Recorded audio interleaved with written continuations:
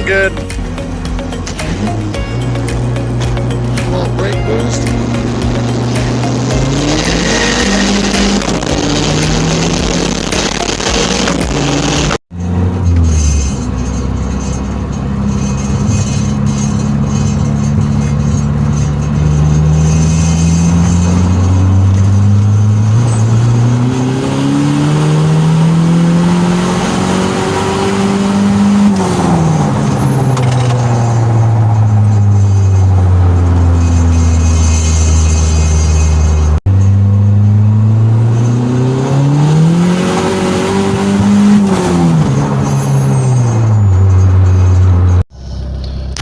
Alright, so this is how close the wideband matches this one now. 12.7 on the gauge, 12.9, 13.0, 12.9.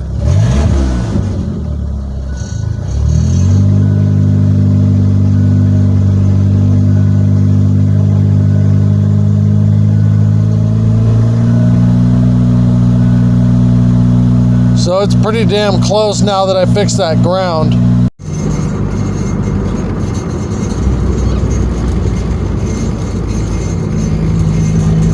So we're out here cruising, cleaning up the fuel map for drivability, and in boost, trying to lean it out a little bit. So come back to you when we do a pull here.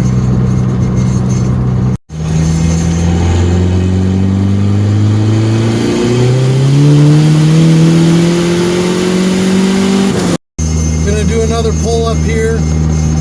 See if we can run it all the way through the gear.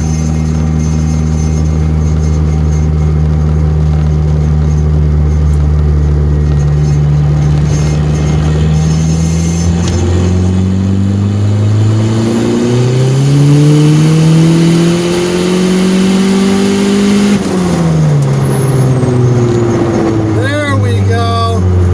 11.3 AFR. Pulled all the way through to fucking 6,200 RPM, no breakup. That's what I want to see. Oh, what's up, everybody? Just out here doing some cleaning up on the fuel and timing map. It's ripping. That was like 11.1 to 11.3 AFR, and it pulled and pulled and pulled all the way to 6,000 RPM. There was no fall off at 5K on like there was before, from it being just so overly rich. So now the air fuel is exactly where I want it. Still low timing, but I'm just keeping it safe till we get on the dyno. But that's 330 plus wheel horsepower, because that's what I made before, and that pulled way harder, especially up top, than the TO4B does. Like, I'm super excited because that was only 20 pounds of boost, and I've never felt this car rip like that. So like 25 to 30 pounds or 30 plus is going to be absolutely wild. Like, it was hazing the tires in third gear rolling on at 50 miles an hour. Like, that's ridiculous. All right, so that time we had a peak RPM of 6122. I did not take it to the rev limiter. Just didn't have enough road. That was already 90 miles an hour in third gear. 6,400 RPM would probably be close to 100 miles an hour in third gear. This thing's got pretty long gearing, but the minimum was 1050, so it's still going rich on the top end, but we leaned it out at peak torque a significant amount, and we were seeing 11.4, 11.6 at peak boost, which is actually a little leaner than I want. I'd like to richen that up a little bit and then lean it out up here in the higher RPMs where it starts to go rich. You'll see the AFR 1090, 1080, 1060, 1050, and then I let off. But we saw a peak of 21 pounds, it looks like. I can find out right now. Peak boost PSI, 21 pounds. So yeah, it was 243 kPa. Peak duty cycle of 85.7%, but that was just at the top, where we need to lean it out a little bit more. Peak spark advance was about 18 degrees. So, and then in cruise, we're looking about 13.8, 14.0, so we got that sorted out a little bit better.